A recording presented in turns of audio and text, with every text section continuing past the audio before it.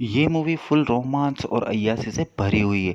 इस मूवी में एक 15 साल की लड़की को एक चाइनीज लड़के से प्यार हो जाता है जो उसे रोज गपागप करता है। तो आइए मूवी शुरू करते हैं और देखते हैं उनका गपागप कब तक चलता है। ये स्टोरी एक 15 साल की एक जेन नाम की लड़की के ऊपर आधारित है जिसे एक 32 साल के चाइनीज लड़के से प्यार हो जाता है। उसके बाद वो लोग दिन रात सुबह शाम बस गपागप करते हैं, लेकिन जेन के घर वालों को बस पैसे से मतलब था।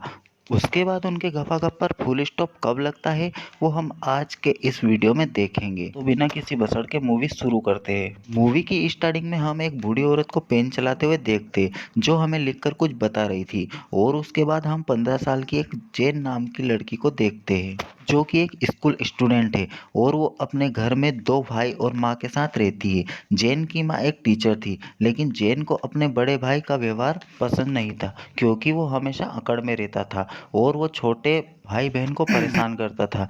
जेनी ने ये बात अपनी माँ को बताई है, लेकिन उसकी माँ उसके बड़े भाई को कुछ नहीं बोलती। जेन अपने घर आई थी क्योंकि उसकी छुट्टियाँ पड़ चुकी थी और छुट्टियां खत्म होने के बाद वो लोग वहां वापस जाने लगते। उसकी माँ भी उसे छोड़ने जाती है। जेन नाव से बाहर निकलकर वहां की चीजों को देख रही थी। तभी कार में बैठा एक अमीर चाइनीज लड़का उसे देख रहा था। उसके बाद वो लड़का जेन के पास आता है और उसे सिगरेट ऑफर करता है, लेकिन जेन उसे मना कर देती है और बोलती है कि मैं सिगरेट नहीं पीती। उस लड़के का नाम टोनी था और वो जेन को बताता है कि मैं भी इसी गांव में रहता हूँ और अगर तुम चाहो तो मैं तुम्हें हॉस्टल छोड़ दूंगा। जिसके बाद जेन भी उसकी बात मान जाती है क्योंकि उसे भी कार में बैठना था। कार में जाते समय दोनों एक दूसरे से बात करना चाहते थे, लेकिन उनके पास कोई पॉइंट ही नहीं था। तभी जेन उसे बताती है कि मैं 17 साल की हूँ और उसके बाद टोनी भी उसे अपनी एज 32 साल बताता है। उसके बाद दोनों के मन में खलबली मचती है और टोनी उसका हाथ पकड़ लेता है, लेकिन जेन को भी इस बात का बुरा नहीं लगता क्योंकि वह भी टोनी में इंटरेस्ट ले रही थी। जेन टोनी को अपनी एज इसलिए गलत बताती है ताकि टोनी उसके नज़दीक आ सके। उसके बाद टोनी उसको अपने हॉस्टल छोड़ देता है और वहाँ से चला जाता है। जेन की ज़िंदगी में कोई आया, इससे जेन बहुत खुश थी और वो खुशी के मारे ये सारी बातें अपनी दोस्त को बताने लगती है। अगले दिन जब जेन अपने घर से स्कूल जा रही थी तो उसे स्कूल के बाहर टोनी की कार दिखाई देती है, जिसके बाद जेन टोनी का इशारा समझ जाती है और वहाँ जाकर उसकी कार पर किस करने लगती है, जिससे टोनी के मन में हलचल होने लगती है क्योंकि उसे ये बात पता चल जाती है कि जेन भी उसे पसंद करती है।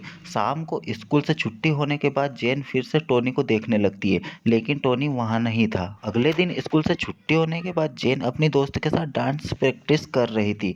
तब उसे बाहर टोनी की कार दिखाई देती है और वो उसकी गाड़ी में बैठकर वहाँ से चली जाती है। उसके बाद उसे टोनी आसमान के तारे दिखाने एक प्राइवेट रूम में लेके जाता है। टोनी उससे बोलता है कि ये तुम्हारे जैसे पढ़ने वाले बच्चों के लिए लॉज है, और वो वहाँ के माहौल से जेन समझ जाती है कि ये एक गपागप वाला रूम है जहाँ से बस आवाज़ें निकलती है। टोनी जेन की उम्र को लेकर काफ़ी कंफ्यूज था क्योंकि जेन उसकी उम्र से काफ़ी छोटी थी।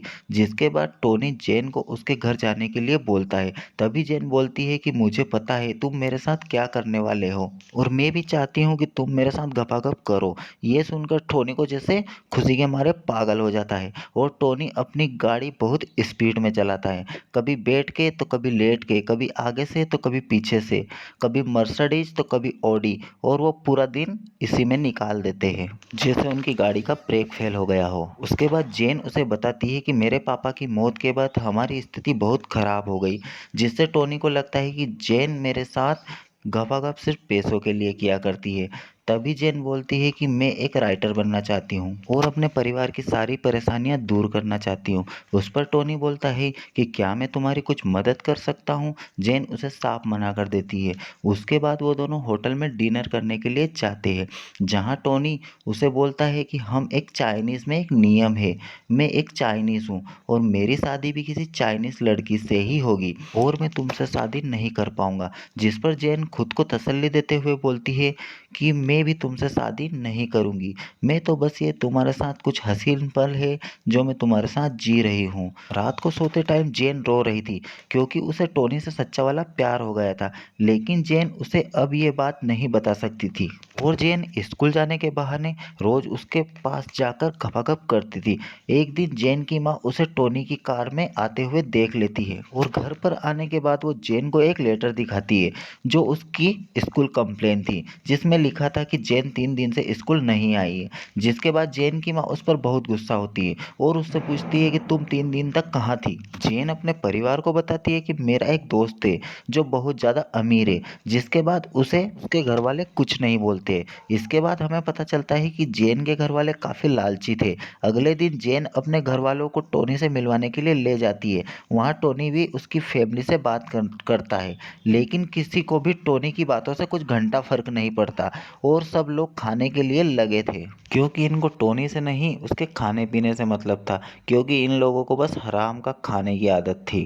टोनी इन लोगों की हरकतों देखकर इनको समझ जाता है और वो उन्हें कुछ पैसे दे देता है। अब जेन के घर वालों को टोनी से कोई दिक्कत नहीं थी और अब टोनी जेन के साथ दबाकर गपागप करता था। एक दिन जेन टोनी से बोलती है कि मेरी मम्मी को कुछ पैसों की ज़रूरत है और टोनी भी उसे पैसे दे देता है, क्योंकि टोनी पैसे के चक्कर में आके जेन को खोना नहीं चाहता था। उसके बाद जेन की माँ इतनी बारिश में जेन से स्कूल आकर पैसे लेकर जाती है। अब स्कूल में सारी लड़कियां जेन से दूर रहने लगी थी, क्योंकि उनको पता चल गया था कि जेन कैसी लड़की है।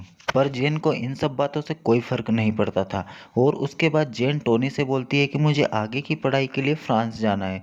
तब टोनी जेन को अपनी माँ की डायमंड की रिंग दे देता है ताकि रिंग के बहाने वो टोनी को याद कर सके।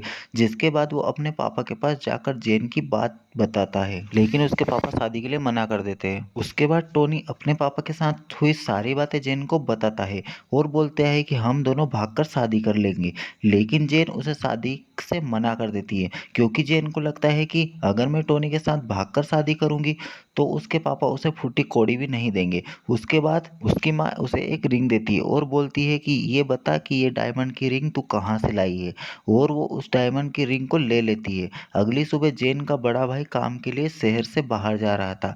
उसे देखकर ये दोनों भाई बहन बहुत खुश होते हैं, क्योंकि इनका बड़ा भाई बहुत ही खराब था जो इनको हमेशा परेशान करता रहता था। उसके बाद जेन टोनी से मिलने जाती है। जॉन काफ़ी उदास था, क्योंकि कुछ दिनों बाद जॉन की शादी होने वाली थी। जेन उससे बोलती है कि जब तक तुम्हारी शादी नहीं होती है तब तक मैं तुमसे मिलती रहूंगी और गपागप करती रहूंगी, लेकिन टोनी फिर भी रोता रहता है और अपनी तकलीफ बताता रहता है। इसके बाद जेन फ्रांस जाने की पूरी तैयारी में थी, जहाँ जेन की माँ बोलती है कि फ्रांस जाने में हमारी पूरी मदद टोनी ने की है। इसके बाद जेन टोनी से मिलने जाती है और पूरे दिन इंतज़ार करने के बाद भी टोनी उनके घर नहीं आता और फ्रांस जाते समय टोनी की कार दिखाई देती है। उसे लगता है कि टोनी उससे मिलने आया है, लेकिन टोनी वहाँ भी नहीं आता है और जेन बहुत ज़्यादा रोने लगती है। फिर मूवी स्टार्टिंग में आ जाती है। जेन अब काफ़ी बुजुर्ग हो चुकी थी और जेन खुद उसकी कहानी हमें लिखकर बता रही थी। तब उसे टोनी का कॉल आता है और वो उसे बोलता है कि शादी के बाद और इतने समय हो जाने के बाद मैं सिर्फ तुमसे प्यार करता हूँ और मरते दम तक मैं सिर्फ तुम्ही से प्यार करता रहूँगा।